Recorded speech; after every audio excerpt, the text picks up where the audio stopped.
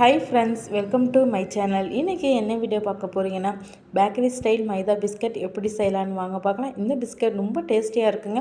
10 நிமிஷத்துல செஞ்சு முடிச்சிடலாம். இந்த பிஸ்கட் வெளியில நல்லா முறுமுறுன்னு உள்ள நல்லா சாஃப்ட்டா இருக்குங்க. கண்டிப்பா நீங்களும் ட்ரை பண்ணி பாருங்க. வாங்க இதை எப்படி செய்யறேன்னு பார்க்கலாம். அதுக்கு ஒரு பவுல் எடுத்துக்கோங்க. இதுல 1/4 கப் அளவுக்கு தண்ணி சேர்த்துக்கோங்க. எந்த கப்பில் தண்ணி எடுத்துக்கலோ அதே கப்பால் 1 கப் அளவுக்கு சர்க்கரை எடுத்துக்கோங்க. அது கூட ஒரு 2 ஏலக்காய் சேர்த்து மிக்சியில் நல்லா பவுட்ரு போல் அரைச்சி எடுத்துக்கோங்க. அரைச்ச பவுட்ரு இப்போ இந்த தண்ணியில் சேர்த்துக்கிறேங்க. இது கூட 1/4 கப் அளவுக்கு நெய் சேர்த்துக்கோங்க. நெய் சேர்த்து ஒரு ஸ்பூனோ இல்லை விஸ்கோ வச்சு நல்லா கலக்கிக்கோங்க.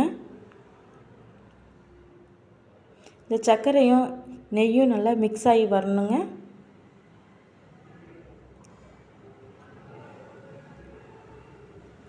இப்போ சர்க்கரை நெய்யும் நல்லா மிக்ஸ் ஆகி வந்துடுச்சிங்க. இந்த ஸ்டேஜில் 1/4 ஸ்பூன் அளவுக்கு சமையல் சோடா சேர்த்துக்கோங்க, அதாவது ஆப்பு சோடா சேர்த்துக்கோங்க. இதில் 1/4 ஸ்பூன் அளவுக்கு சால்ட்டு சேர்த்துக்கோங்க. சேர்த்து ரெண்டையும் நல்லா மிக்ஸ் பண்ணி விடுங்க. நீங்கள் எந்த கப்பில் சர்க்கரை எடுத்தீங்களோ அதே கப்பால் 4 கப் அளவுக்கு மைதா மாவு எடுத்துக்கோங்க. ஃபஸ்ட்டு 2 கப்பு சேர்த்து நல்லா மிக்ஸ் பண்ணிக்கோங்க. அப்புறம் 2 கப்பு சேர்த்து நல்லா மிக்ஸ் பண்ணி விடுங்க. இந்த மாவு வந்து சப்பாத்தி மாவு பதத்தில் பிசையணுங்க. சப்பாத்தி மாவை விட கொஞ்சம் டைட்டாக இருக்கணும். அப்போ தான் நம்ம பிஸ்கெட்டு கட் பண்ணுறதுக்கு வரும். பாருங்கள், இந்த மாதிரி நான் மாவு பிசைஞ்சு வச்சுருக்குறேங்க. இதை வந்து ஒரு 1/2 அன் ஹவருக்கு அப்படியே மூடி வச்சுருங்க. 1/2 அன் ஹவருக்கு அப்புறம் 2ஆக பிரிச்சுக்கோங்க மாவை. இதுலேருந்து கொஞ்சமாக மாவு எடுத்து நம்ம சப்பாத்தி தேய்ப்போம் இல்லையா, அதே மாதிரி நம்ம தேய்ச்சி எடுத்துக்கலாங்க. இப்போ இந்தமாரி கட்டையோ இல்லை சப்பாத்தி கட்டையோ வச்சு தேய்ச்சிக்கலாங்க. இது மேலே கொஞ்சமாக மைதா மாவு தூவிக்கோங்க. நம்ம ரெடி பண்ணி வச்சுருந்த மாவுலேருந்து கொஞ்சமாக மாவு எடுத்து இந்த மாதிரி சப்பாத்தி மாதிரி நம்ம தேய்ச்சி எடுத்துக்கலாங்க. இப்போ ஓரங்கள்லாம் கட் பண்ணிவிட்டு சின்ன சின்ன ஸ்க்யூப்ஸாக நம்ம கட் பண்ணி எடுத்துக்கலாங்க. உங்களுக்கு எந்த ஷேப் வேணுமோ அந்த மாதிரி கட் பண்ணி எடுத்துக்கோங்க. நீங்கள் கட்ரு வச்சுருந்தாலும் கட் பண்ணி எடுத்துக்கோங்க.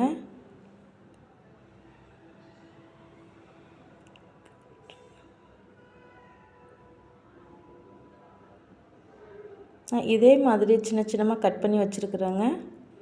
இந்த பிஸ்கெட் ரொம்ப டேஸ்டியாக இருக்குங்க. சட்னி செஞ்செல்லாம் கண்டிப்பாக நீங்களும் ட்ரை பண்ணி பாருங்கள்.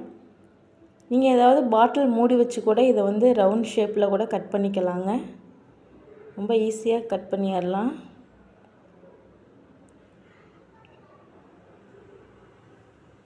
பாருங்கள், இதே மாதிரி கட் பண்ணி வச்சுக்கோங்க. கொஞ்சம் ரொம்பவும் தின்னாகவும் இல்லாமல் ரொம்ப தடிமனாகவும் இல்லாமல் நம்ம மாவு வந்து பிஸ்கட் வந்து கட் பண்ணி வச்சுக்கணுங்க. பாருங்கள், இதே மாதிரி இருக்கணும். நான் எல்லா மாவையும் இதே மாதிரி கட் பண்ணி வச்சுருக்கேங்க. இப்போ ஸ்டவ்வில் ஒரு கடாய் வச்சு பொரிக்கிற அளவுக்கு தேவையான எண்ணெய் சேர்த்துக்கோங்க. எண்ணெய் நல்லா காஞ்சது இந்த பிஸ்கட்டை சேர்த்து நம்ம பொரித்து எடுத்துக்கலாங்க. அடுப்பை வந்து லோ ஃப்ளேமில் வச்சு பொரிச்சிக்கலாங்க. நம்ம கைவிடாமல் கிண்டிக்கிட்டே இருக்கணுங்க. ஏன்னா பிஸ்கட் ஒன் சைடு வெந்திருக்கும், ஒரு சைடு வேகாமல் இருக்கும். அதனால் நம்ம வந்து கிளறி விட்டுக்கிட்டே இருக்கணும். பாருங்கள், இந்த மாதிரி கிண்டி விட்டுட்டே இருங்க. அப்போ தான் ஈவனாக வெந்து வரும். பாருங்கள், இந்த கலர் நல்லா சேஞ்ச் ஆனோடனே எடுத்துருங்க.